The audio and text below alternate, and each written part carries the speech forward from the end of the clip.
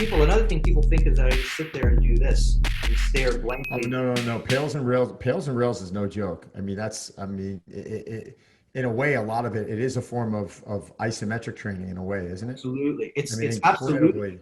it's, When I, what, what's go that? ahead. Sorry about that. So, No, no, after you, please. no, I was saying when I left your course the first time, I was shocked on how fried I was. Yeah, it's quite intense, but that's, again, this also gets confused because that's for a very specific thing too. When I'm doing pails and rails, these isometrics at end range at the highest level of neurological availability, I'm doing that to try to decrease the inhibition that the body has for you to get more range, right? It's like when you're doing a max effort anything sets, when you're doing a max effort snatch, you're not really getting stronger at that rep. What you're doing is you're trying to make the body reduce its inhibition so that you can achieve it. You can put more power, you can put more strength. So you're trying to bridge the gap between what's possible and what you have.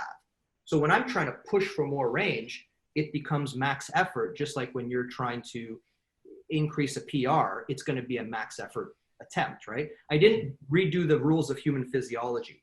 Having said that, the Pales Rails scale can go right down as well to 5% neurological or muscular activation, which I will use, let's say, someone post-surgery. So these Pales and Rails is another component of the system where we're using isometrics, but we're using them in an evidence-guided way, depending on what particular capacity we want, right? So Pales and Rails go in for that. Now, we were talking about how it's not only cars. So if Pales and Rails can open up a range of motion, another thing that I speak frequently about is if you open up a newly acquired range of motion only isometrically, by the laws of human physiology, you cannot tell me that that range of motion is now smart enough, or the nervous system is smart enough to control that range in a dynamics fashion that you find on a soccer field or on a hockey rink.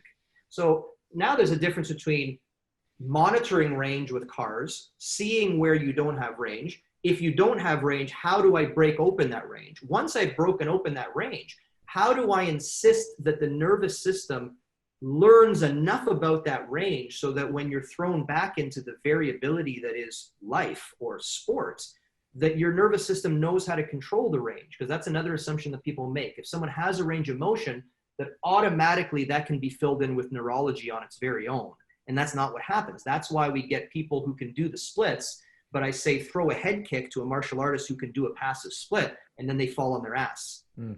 It's a difference between what you can passively achieve and what you can actively control. So with going back to the system, you have cars, which is like, it's practicing your workspace, it's maintaining your workspace, it's bringing health to the joint, but it's also an assessment.